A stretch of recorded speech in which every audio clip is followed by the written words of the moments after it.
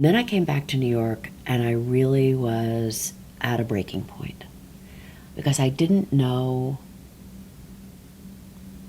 I kept thinking, am I just going to go from play to play and job to job? And I always knew that at some other deeper level that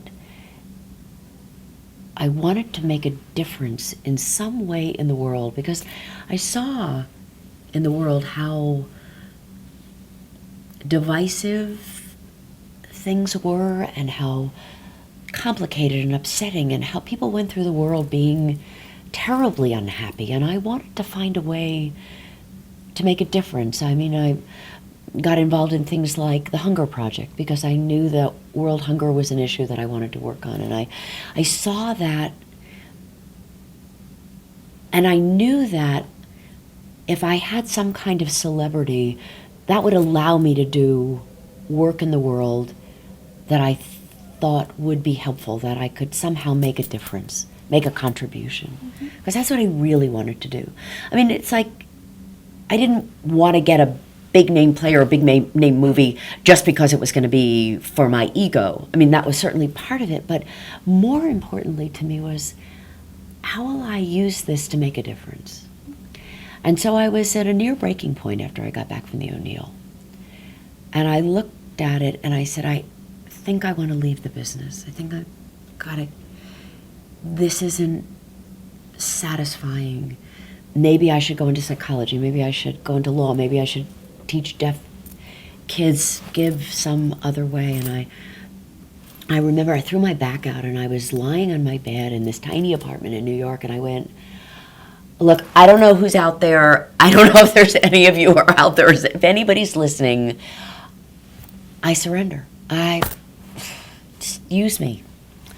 I don't know how you want to use me, but just...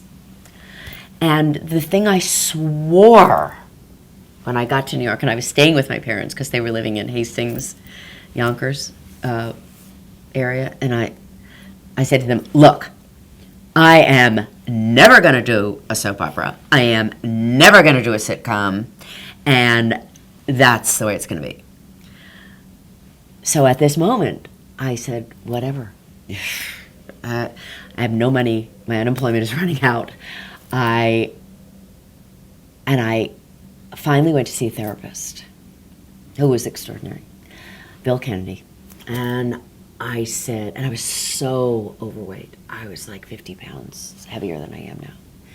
And I said, look, I have a couple of issues. You know how you just sort of like barrel through? And I said, I know I have to handle my weight. I'm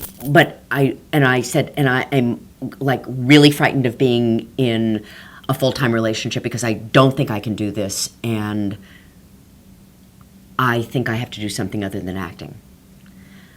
And he was so kind, and he said, look, we'll deal with everything. He said, but don't do anything about the acting.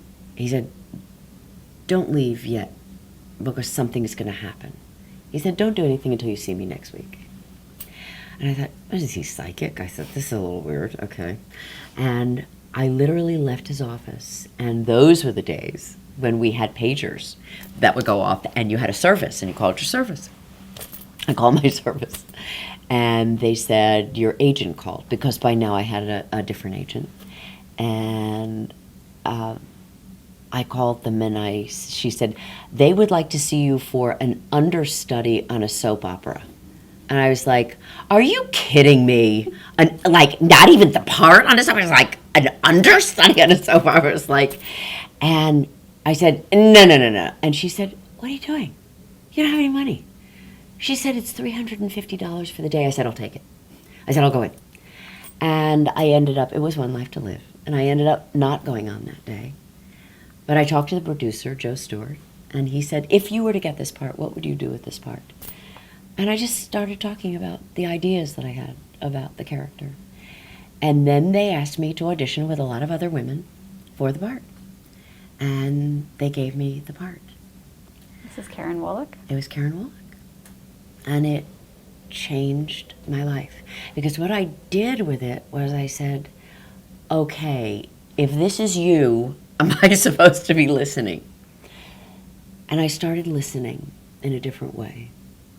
And I also looked at it and I said, wait a minute, what you have the potential to do with this is reach millions and millions and millions of people.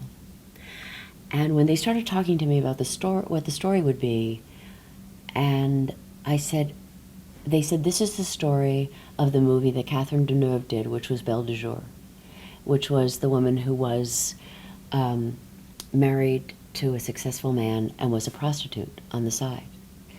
And they said, that's what we want to do. We want to do that story. And I said, this could be really interesting. And what ended up happening was they wrote it so magnificently that the character became iconic. They created this character, and we together created this woman that people still remember me for, which is kind of extraordinary to me.